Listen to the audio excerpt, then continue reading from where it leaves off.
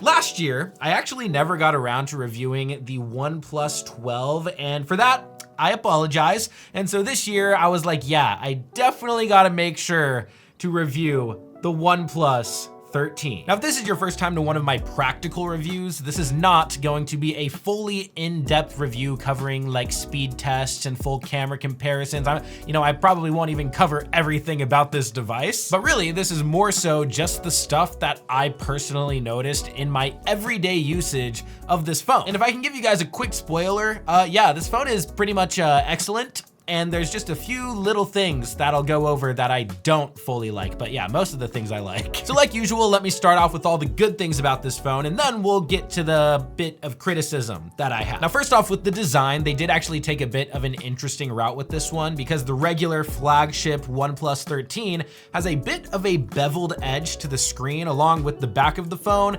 but the OnePlus 13R has a completely flat screen, flat back, and flat rails. Now, typically I would say that I prefer a flatter design on a smartphone, so originally I kind of thought it was a little interesting that they chose the flat design for the cheaper version and then the slightly beveled curvish design on the more expensive one. But then my unit of the OnePlus 13 has this cool blue vegan leather back, and I actually do like the slightly beveled edges. I don't know, it's like a mostly flat screen, but then you have that bit of a curve on the side. I think it's kind of nice. But go ahead and let me know in the comments, do you prefer a slightly curved design or a completely flat design with your smartphone? Now, next up, we have the display. And of course, with a 2025 flagship, you're going to expect a good AMOLED high refresh rate display, and that is what we get here. It's 120 Hertz, it is AMOLED, and it gets very bright, which is always a good thing. It is also a 1440p display, although I personally have been using it in 1080p for that battery life advantage, which we'll talk about the battery life next,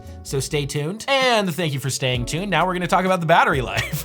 So this phone might have the best battery life I've ever had in a smartphone. In fact, on the first full day of using this phone, I was on track at one point to hit 12 hours of screen on time. And I think the most screen on time I've ever had before that was 10 hours, which was also a lot. Now, I wish I would have screenshotted this so I could show you, but at one point during the day, I think it was at like 6 hours of screen on time with like 50% battery remaining. And I didn't end up using the full battery life in a single day because I'm not trying to use my phone for 12 hours in a single day. But yeah, I probably would have actually ended the day around maybe 11 hours of screen on time. I don't know if I would have actually hit the 12, but 50% battery left with 6 hours of screen on time is kind of crazy. Now, I will say this was with the default settings of 1080p resolution and with the always on display turned off.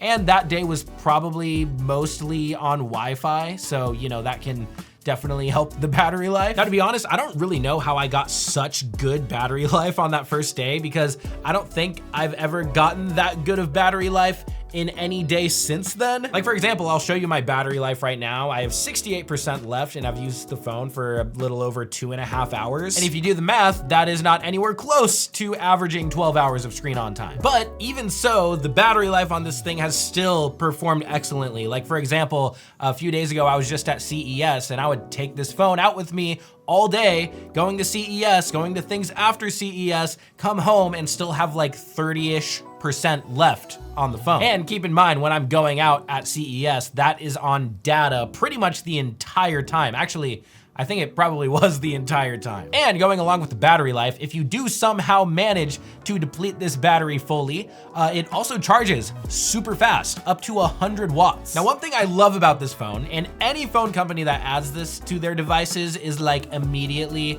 that much higher on like how much I like them, but it's the fact that you can have custom icon packs by default. So those of you who know me know that I typically like to use Nova Launcher on my phone. So like, for example, here's my Samsung phone and here is my custom Nova Launcher setup on this phone. And I tried to use Nova Launcher on this phone, but I don't know, the app was not working as smooth as I would want it to. And that's not necessarily OnePlus's fault. Maybe Nova Launcher needs to optimize for this OnePlus phone, I don't know. And so typically that would be a pretty big bummer because then I just couldn't really customize my phone how I like unless I want my phone not to run super smooth. But because OnePlus allows you to install custom icon packs, well, I was able to get a very similar setup without needing to use Nova Launcher. Like, this is literally just the default OnePlus launcher. So this is a PSA to all phone companies, please allow custom icon packs by default. It is literally amazing.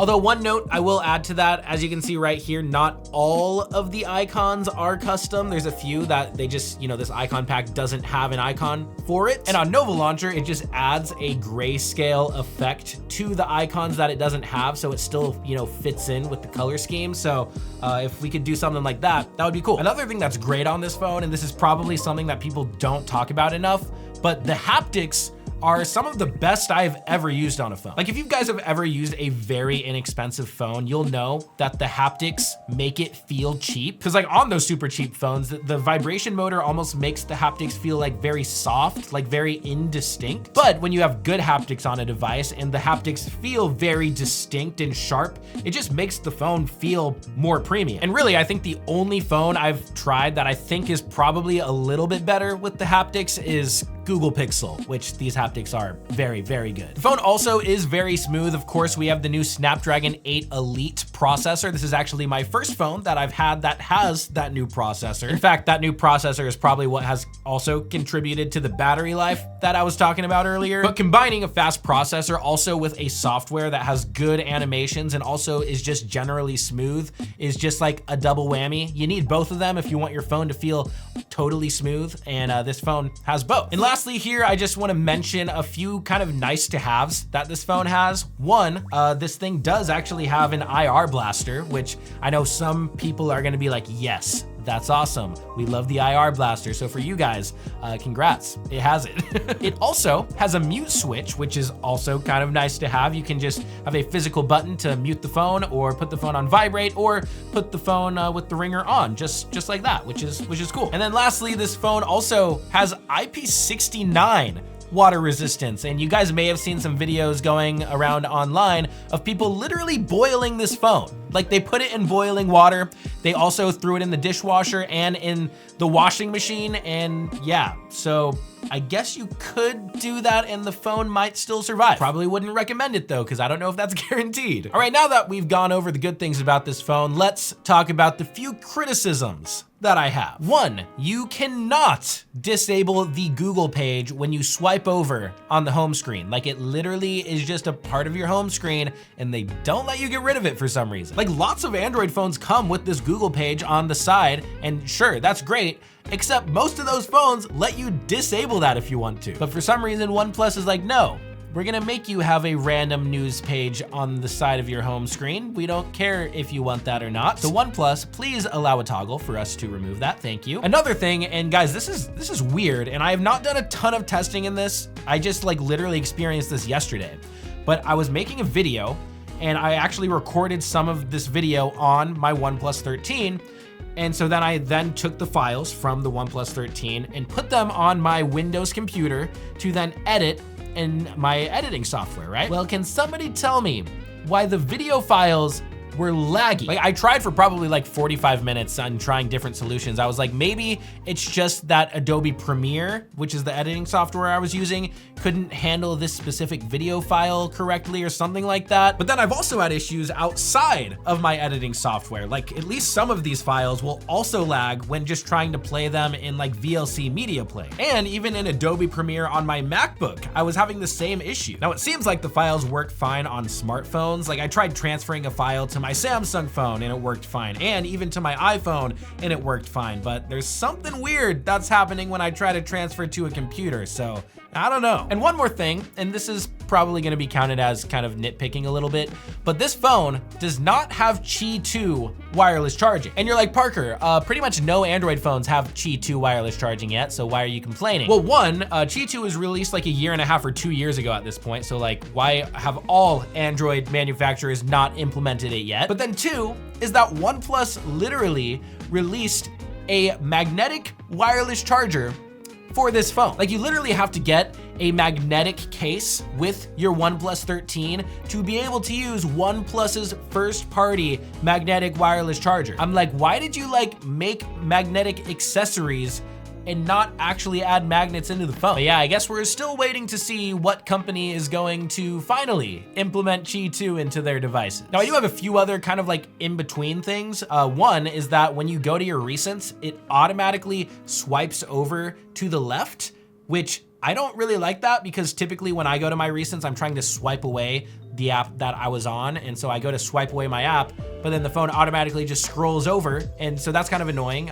Maybe that's, you know, something that some people like, but personally I don't. So I would like an option to choose which one it does. And then another thing, and this is actually, I guess, kind of a good thing, but this phone has a dynamic island, which they're calling live alerts. And it's kind of funny. It seems like a good amount of Android phones are adding their own versions of Apple's dynamic island to their phone. And it's just like funny because it's like, obviously you guys took that from Apple. Now at this point, you probably noticed that I did not really talk about the cameras except for that weird file issue I was having. And that's really because I haven't done a full camera test to give a full review on it. Although I do have a couple thoughts on the cameras. One, I love how you can set a permanent exposure adjustment on this phone. Because personally, I feel like a lot of smartphones overexpose photos by default, but if you can set an adjustment for it to still use the auto exposure, but just permanently set it a little bit lower than it would typically, well, that's awesome, and you can do it on this phone. Also, if you have good lighting, there's like no shutter lag, which is awesome. Now, as for the actual photos on this thing, they definitely lean into quite a bit of processing, and sometimes that can be a very good thing,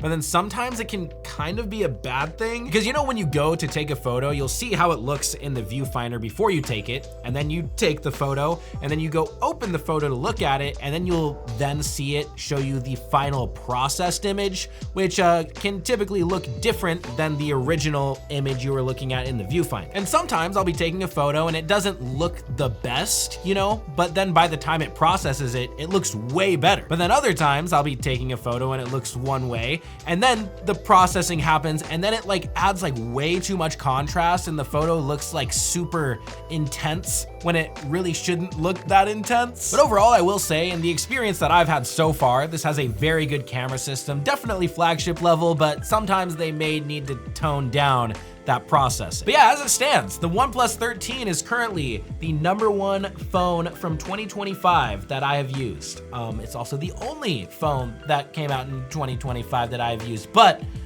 it is actually very, very good. And I also love how OnePlus presents an actual true flagship device at a price point that is lower than the competitors, and you can even get the price lower. Like, it's listed at $899, but then they have their like any phone, any condition deal that makes it $100 less than that. But yeah, I guess we'll have to see what Samsung releases next week because yeah, Samsung is coming up, and can they dethrone OnePlus as the best phone of 2025?